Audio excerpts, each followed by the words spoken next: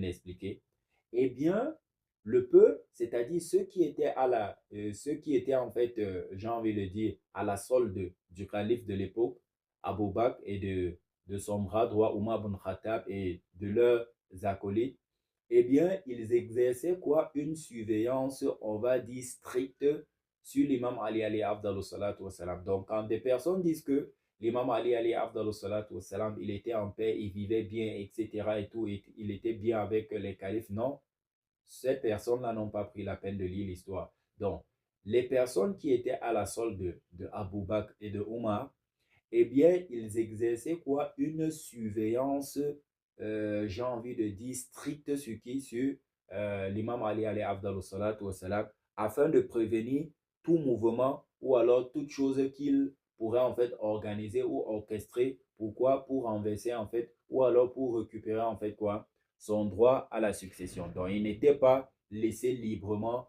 se promenant de partout, etc. Non, ils étaient surveillés, ils étaient en fait quoi? Sous contrôle. À la moindre déviation, eh bien, ils seraient en fait quoi? Rappelés à l'ordre. Qui sait ce qu'ils auraient pu faire? S'ils ont déjà menacé de brûler, ils ont mis du bois tout autour de la maison et il y a eu un début de feu, ils ont défoncé la maison de telle enseigne que ça a blessé Sayyidatun Nisa el Alamin.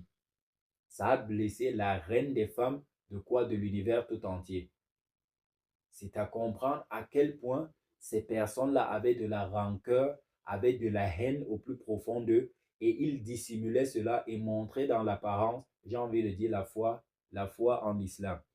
Alors, ceci est rapporté dans quoi? Ceci est rapporté bien évidemment dans Nahjul Haq wa Kashf Sidq à la page 265-270.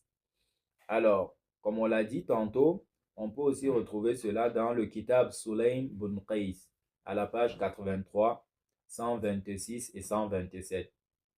Naam.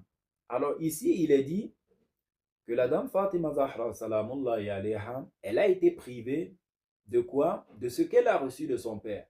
Bon, ici, on prend en fait quelques minutes ou alors quelques secondes pour un peu réfléchir et d'utiliser en fait les expressions fiqhi.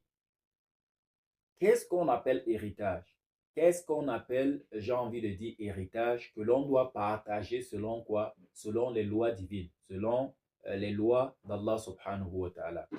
Ce sont des biens que le défunt va laisser. C'est-à-dire le défunt ne l'a donné à personne. Ce sont des biens qui étaient en possession du défunt lorsqu'il est décédé.